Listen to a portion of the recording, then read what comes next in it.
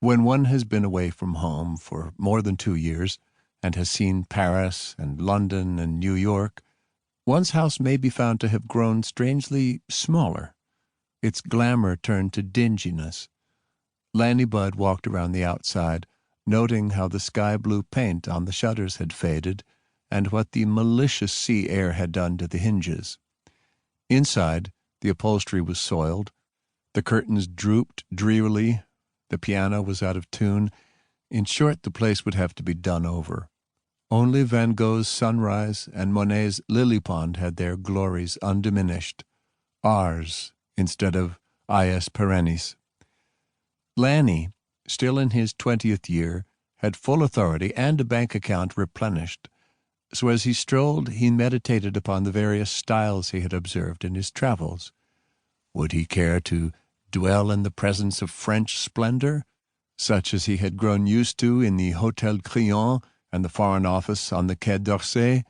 Huge gilded chandeliers, heavy tapestries, stucco cupids on the ceiling, silk upholstery on spindly chairs?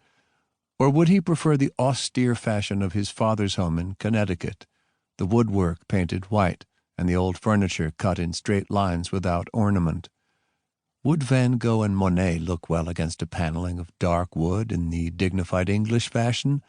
Or should he be jolly and modern and turn the drawing-room into a child's nursery with primary colors, a frieze of wild animals chasing one another, and draperies of eccentric designs put on by batik?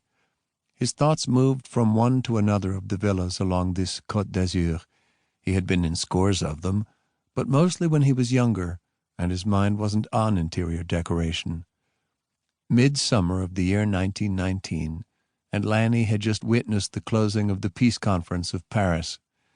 He had cherished a dream to help remake Europe, and for 6 months had worked hard and had made a mess of it, so he believed, and his friends agreed.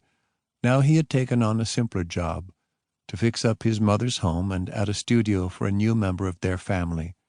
That, at least, one ought to be able to do without bungling.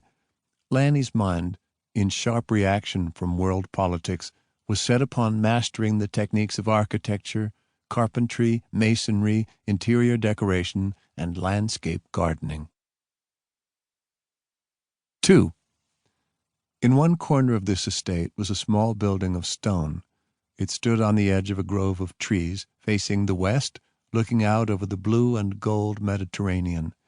It had only a couple of windows and got most of its light from a skylight on the north side. The building was less than 5 years old, but already it was haunted, and Lanny, after 2 years' absence, had waited a while before summoning the courage to go near it.